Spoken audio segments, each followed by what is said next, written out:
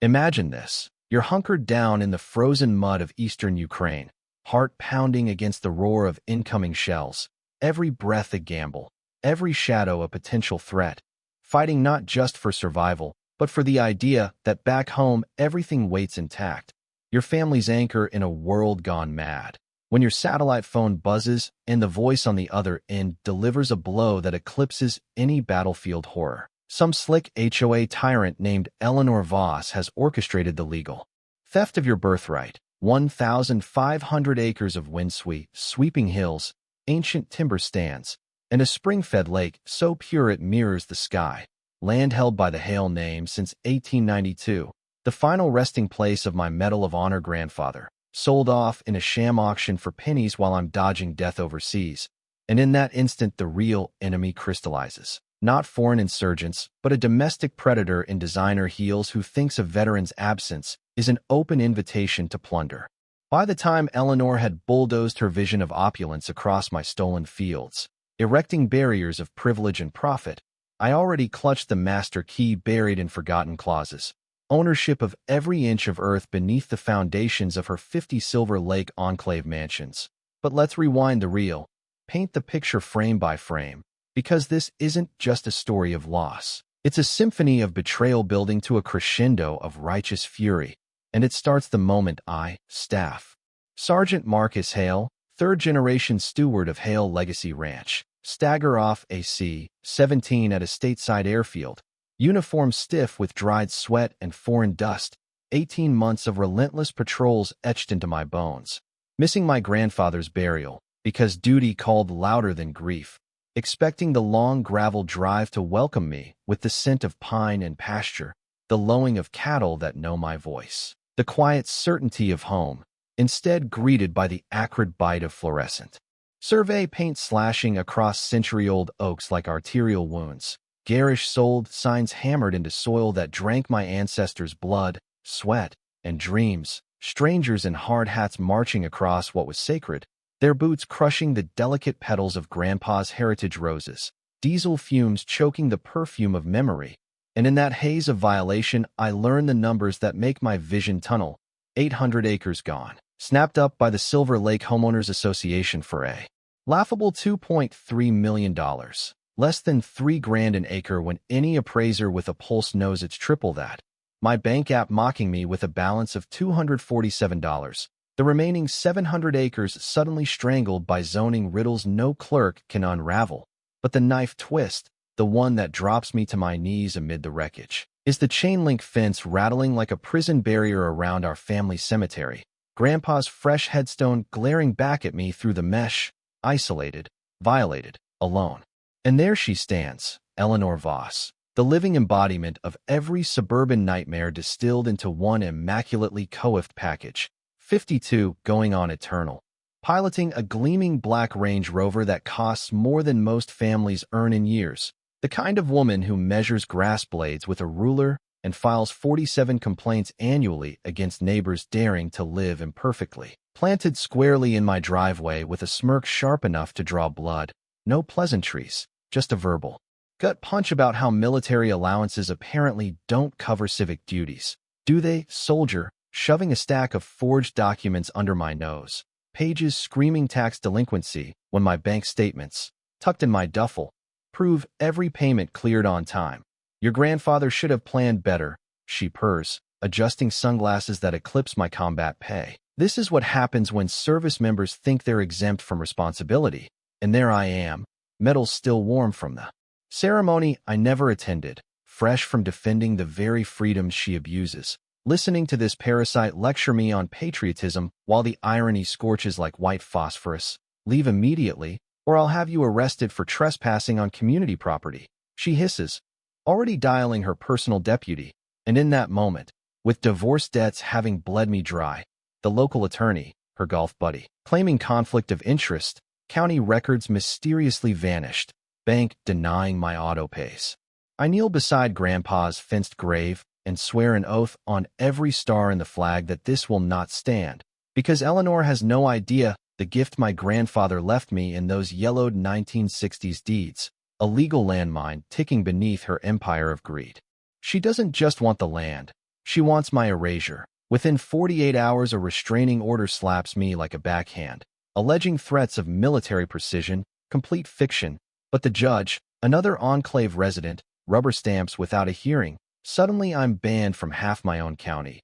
Then surveillance cameras bloom like malignant flowers, lenses trained on my every move as if I'm the terrorist. Neighborhood apps flood with posts about the unstable veteran and his concerning episodes. Community safety meetings where Eleanor orchestrates my character assassination with the precision of a drone strike. Her expensive perfume failing to mask the stench of bigotry as she paints me the monster threatening their manicured paradise. But she underestimates the muscle memory of military intelligence. While she plays keyboard warrior, I'm playing four-dimensional chess, and Grandpa's voice echoes when they lie. The truth is in the paperwork they pray you never unearth. I burned my last dollars on a 200-mile pilgrimage to the state archives, descending into basement catacombs where dust motes dance like ghosts in fluorescent light. And there, among brittle folders, I strike gold richer than any vein. The original 1892 land patent, Grandpa's valor citations, and the smoking gun, every tax payment meticulously recorded, redirected by a single-digit clerical miracle to fabricate delinquency. A scam my divorce attorney once warned about. How corrupt. Officials engineer defaults then swoop for bargains. How service members enjoy federal redemption shields. And the assessor who greenlit the emergency sale, conveniently residing at 47 Silver Lake Drive in a $340,000 palace. Eleanor's rush transaction leaping the mandatory 30-day wait like a thief in the night. Her greed scripting a fraud symphony so blatant it demands an encore.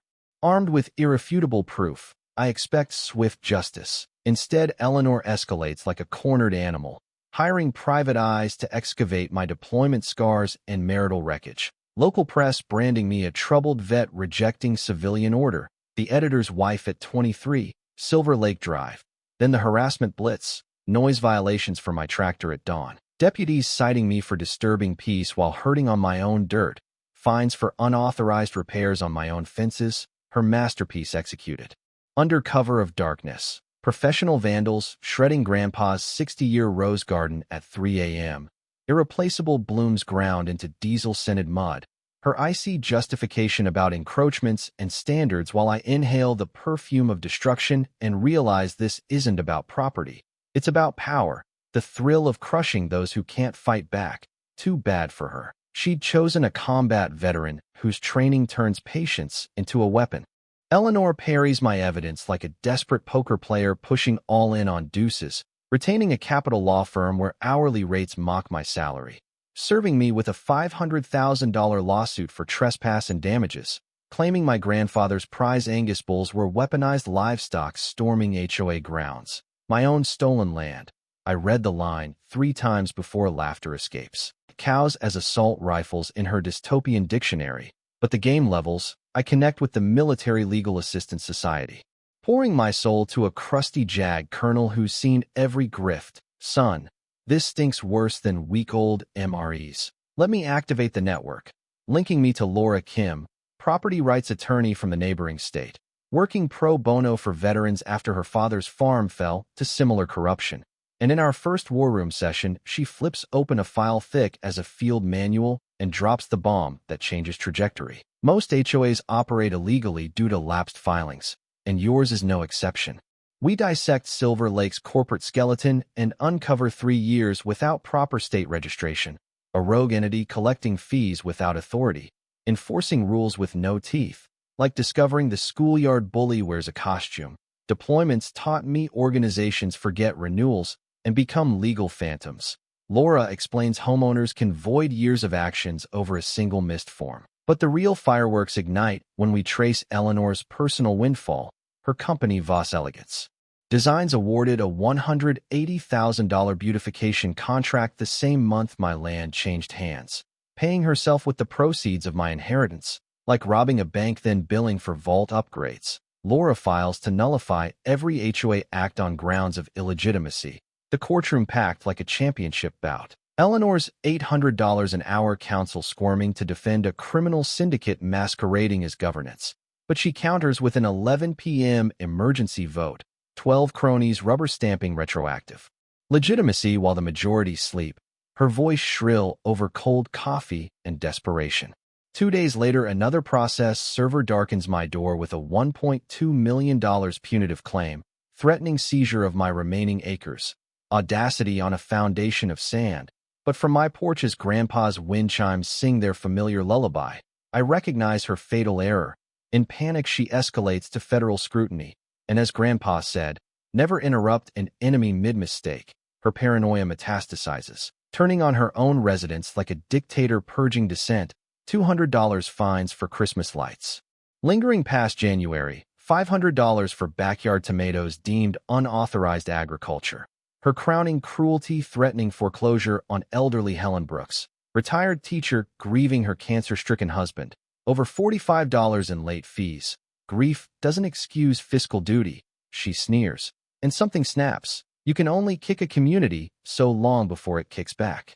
Helen births a private Facebook group, Silver Lake Truth Seekers, exploding from 5 to 43 members in weeks. Horror stories pouring out like floodwaters. Navy veteran Jack Harlan, his award-winning lawn cited thrice for excessive uniformity, becomes my brother-in-arms during a hardware store encounter over security cameras. That woman's nuttier than squirrel poop. What's the plan, soldier? I launch Know Your Rights workshops at the local library, attendance swelling from 8 curious souls to standing room only crowds scribbling notes like survival depends on it. Because under Eleanor's reign it does. Then Helen detonates the motherlode, unearthing 1965 covenants from her late husband's attic. Brittle pages prohibiting any acquisition beyond the original 50 lots. Eleanor's land grab not just illegal under state statute, but ultra vires against the HOA's own charter. Void from inception like a treaty signed in disappearing ink. Jack's forensic dive into pool funds reveals $89,000 siphoned over 3 years to Voss Elegance for phantom services. The basin itself a green swamp despite premium invoices. The stench of stagnation replacing chlorine.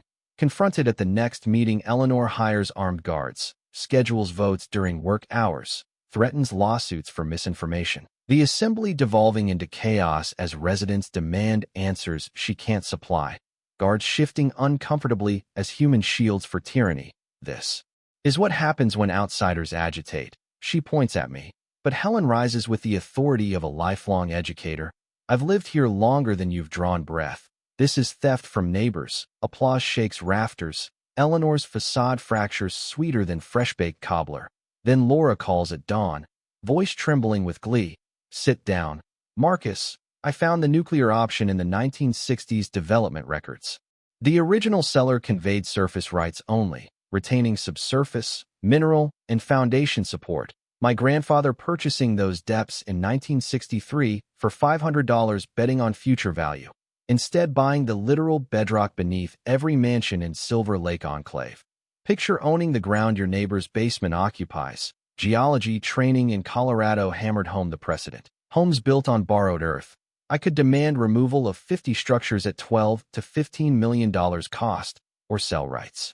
At appraised $45 million, Eleanor's legal team requests an emergency summit burning $25,000 in billable hours. Conclusion devastating. My claim unassailable. No insurance touches subsurface disputes. The community's foundation, literally, belongs to the veteran they tried to bury. Binoculars reveal the fallout. Moving vans lining driveways. Agents circling like carrion birds. Property values cratering on title insurance panic. Eleanor's fountain pen clattering on marble during the recorded meeting becomes her empire's death knell. Her $1.2 million palace now valued at whatever I decree for the dirt beneath. Helen phones laughing. She's been circling the block for hours like a lost soul. Jack texts. She thought checkers. You played 3D chess. The ultimate leverage rests in my hands. I could evacuate 50 families into bankruptcy for vengeance, or negotiate restoration of my land plus compensation, making Eleanor's theft the costliest lesson in county lore. But military doctrine demands minimal collateral. The enemy is her, not the deceived, power inverted. She faces ruin or prosecution. Her kingdom built on sand I control. We assemble a legal strike force in Grandpa's study, maps and documents carpeting every surface like a forward operating base. The scent of aged leather and fresh coffee, fueling strategy sessions. Phases: exposure, negotiation, enforcement if required. Forensic accountant Dr. Emily Grant traces $340,000 embezzled over 4 years. Charts sprawling across the oak table revealing ghost contracts funding Eleanor's lifestyle. Evidence arsenal formidable. 1963 mineral deeds. Ink analysis proving forgery. Time-stamped videos of sabotage. But our intelligence coup comes via Helen's Wednesday Bridge Club. Elderly ladies extracting secrets over Chardonnay like seasoned interrogators. Learning Eleanor's Swiss account holds exactly $2.3 million, the price of my ranch. Jack organizes a veterans convoy from 4 counties. Combat-scarred warriors converging to bear witness. Motorcycles and pickups rumbling like thunder announcing America's protection for her protectors. Media packets contrast Grandpa's Bronze Star with Eleanor's veteran theft. Cemetery photos go viral. Anonymous tips spark investigative series. Settlement options tiered. Full restoration plus damages. Subsurface purchase at market or total evacuation and criminal charges. Insurance exclusions. Force homeowner panic. Soil tests reveal Eleanor's runoff contaminated the lake. EPA violations inviting federal hammers. Helen's final intel. Eleanor's escape plan to Switzerland with liquidated assets. But feds move faster when military property is involved. Community petitions exceed thresholds for her removal. State AG launches fraud probe. And as I sit in Grandpa's chair surrounded by instruments of justice, his dog tags glinting, I feel his nod. Tomorrow Eleanor learns why you never steal. From a soldier's legacy. Desperation transforms her from thief to saboteur. My 3-generation water well mysteriously fractures overnight. $12,000 repair traced to her contractor. Anonymous reports accuse my cattle of chemical pollution while her drainage poisons the watershed. Inspectors clear me. Town gossip brands me a ticking PTSD bomb. Diner refuses service. Hardware clerk eyes me warily. Then the parking lot bribe. $500,000 cash to relocate to a quiet veteran-friendly nowhere. Her faux concern for my triggers. Making my skin crawl. Every word recorded. Professional vandals slice perimeter fences at midnight. My prize cow, descendant of Grandpa's post-war herd, struck dead on the highway at 3:47 a.m. Grief sharper than loss. Eleanor calls deputies before the carcass cools. Headlines scream negligent veteran endangers public. No mention of cut wires. Helen's Bridge spies reveal bankruptcy filings and Cayman transfers. But every act bolsters our conspiracy case. FBI freezes offshore accounts. Poisoned.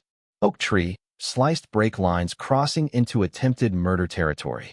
Her final psychotic gambit hires a doppelganger to rage through Murphy's Tavern.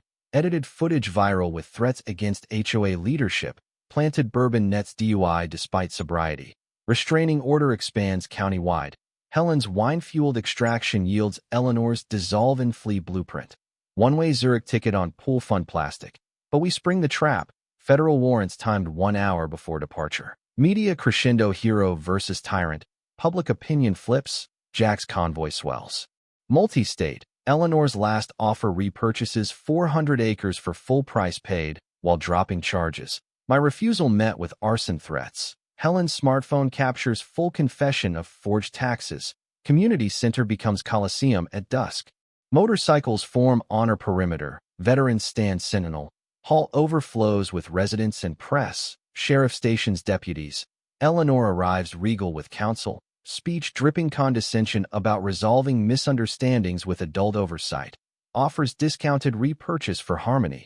I rise. Room hushes. Project 1963 deeds. Announce subsurface ownership. Gasps ripple. Market value $47 million or $15 million relocation. Counsel bolts. Helen plays confession tape. FBI agents cuff Eleanor. Mid-screech. Charges cascade. Wire fraud to service members. Civil Relief Act violations. Cheers erupt. Motorcycle engines roar victory lap. Justice strikes swift. Eleanor sentenced 5 years federal. $2.1 million restitution. Assessor 2 years pensionless. Acres restored within 6 months. New transparent board under Helen and Jack. Subsurface rights sold $8.2 million interest-free over decade. Veteran mercy. New home overlooks cemetery. Roses replanted fragrant. Community workshops expand statewide. Press awards spark reforms. $500,000 scholarship fund educates 47 military children. Annual galas unite veterans and neighbors. Legal precedent taught nationwide. Laura lecture circuits. Thornfield doctrine shields deployed families. Personal joy arrives unannounced. Marriage to Rachel Ellis. Research librarian turned ally. Adoption of 2 Marine orphans. Ranch doubles as working operation and retreat.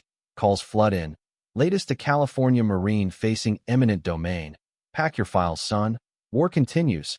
Office walls papered with gratitude from reclaimed veterans. Children's laughter mingles with wind chimes. Some battles end in surrender. Others in liberation, so complete the enemy's fall becomes communal freedom.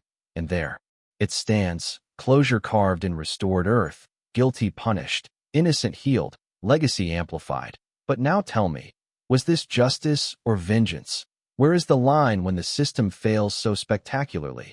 Does rightful retaliation ever cross into excess? Or is teaching tyrants through their own ruin the only language they understand? Debate with me below the ethics of fighting fire with precision-guided karma when the flames consume your roots.